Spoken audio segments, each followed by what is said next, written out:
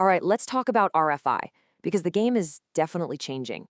The interference we're hunting down, it's getting more complex, way more elusive, and honestly, it's getting smarter. So today we're going to look at the cutting edge tech that's helping us level the playing field and completely transform how we do our jobs.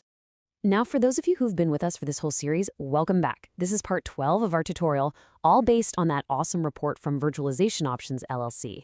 And let me tell you, this is where things get really, really interesting, because we're finally peering into the future. So let's just get right to the heart of the problem, right? The RF environment we're working in today, it's crowded, it's noisy, and it feels like it's getting more hostile by the day. The stuff we're chasing isn't that simple, steady, static anymore. Oh no. It's transient, it's intermittent, and it's coming from all these complex digital systems. So the big question is, how do you fight back? How in the world do you find a signal that's basically designed, even if it's by accident, to be almost impossible to find? Okay, so here's our game plan. We're going to tackle this in 4 parts. First, we'll set the stage with this new era for RFI. Then, we'll get into the smarter radios and tech that are changing our toolkits. After that, we're looking to the skies with drones and distributed networks. And finally, we'll talk about the rise of the AI analyst, our new best friend in the field. All right, let's jump in. The reality is, the way we used to hunt for RFI, well, those methods are getting pushed to their absolute limits. We're not in a world of predictable, continuous noise anymore. We've moved into a world of fast, random, super complex signals. And if the threat is evolving, you better believe our tools and our techniques have to evolve right along with it. And that evolution, it starts right here, with the actual tech we hold in our hands. We're making a massive shift away from those old hardware-defined tools. We're moving to a whole new generation of systems that are incredibly flexible, super powerful, and they're all driven by software and hooked into the cloud. And the beating heart of this whole shift is the software-defined radio, or SDR. You know, the concept is actually pretty simple, but it is so powerful. Basically, we're taking all those functions that used to be permanently baked into the hardware, things like filters, demodulators, and we're turning them into software. And just like that, our tools become unbelievably adaptable. Okay, so what does this actually mean for you, the tech who's out in the field? Well, for starters, it means that portable gear you're carrying can do some seriously sophisticated analysis right there on the spot, thanks to powerful processors. It means your backpack gets lighter. And here's the kicker. It means you can grab all that raw RF data, shoot it up to the cloud, and let massive supercomputers chew on it. They can run analysis that your laptop could only dream of, which opens the door for some really deep collaborative investigations. You can really see the evolution here, can't you? So many of us started with that traditional hardware, right? Those big, heavy boxes that did one thing and one thing only. Then, step 2, portable SDRs hit the scene, and suddenly we had all this amazing flexibility out in the field. And now we're hitting stage 3, connecting that powerful little SDR to the almost limitless processing power of the cloud. This changes everything about how we can deploy our tools. So now that we've got these smarter radios in our toolkit, we can start to change our perspective. And I mean that literally. The next big frontier is all about deploying these smart sensors in brand new ways.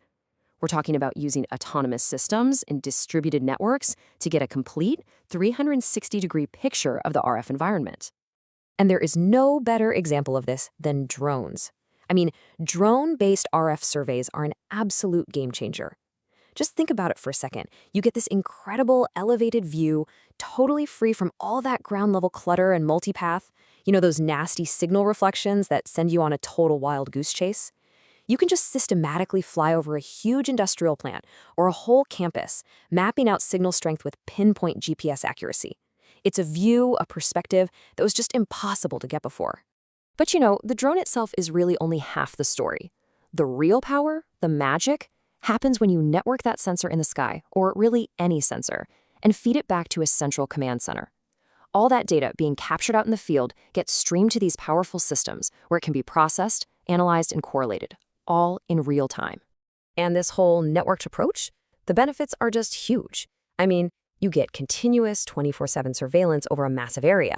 The system can automatically flag those little transient blips that are such a pain to hunt for. And if you have multiple sensors out there, the network can triangulate the source's location like that. This is how you finally get the upper hand on those intermittent and mobile interference sources, the ones that always seem to disappear the second you show up. Okay, so we've talked about smarter software, We've talked about smarter ways to deploy our hardware.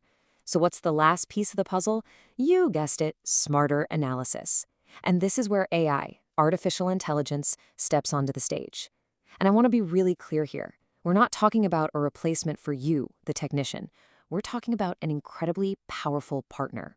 Yeah, this quote from the report we're basing this on, it really nails it. We are talking about AI models that you can train on just massive libraries of signal data, and they learn to recognize the unique spectral signature of, say, a VFD or an arc welder or a faulty power supply, and they do it with an accuracy that can rival a seasoned human expert. It's not just seeing a shape on a screen, it's identifying the specific harmonic spurs, the exact timing that a device's controller spits out. So let's go back to that image of the command center, but look at it with new eyes now. The people in that room, they're not just passively staring at waterfall displays. They're high-level analysts, and their human expertise is being augmented by AI. The AI is doing the boring, tedious work, sifting through terabytes of data to find that one needle in the haystack. And that frees up the human expert to do what we do best, solve the actual problem. And what's so crucial to understand is how AI helps across the entire workflow. It can automatically classify different types of interference. It can spot these subtle patterns in really complex data that, let's be honest, a human eye might just miss. It can even act like an expert system, guiding a newer technician through a really tough investigation. It's a massive force multiplier. And this right here, this is really the key takeaway from everything we've talked about. This is not a story about robots and automation coming to make our jobs obsolete. It's a story about amplification. All these tools we've mentioned, SDR, drones, cloud processing, AI, they take the skills, the experience, and that gut intuition that you already have, and they just crank it up to 11. They make you faster, more precise, and more effective than you've ever been before. Which kind of brings me to one last thought I want to leave you with.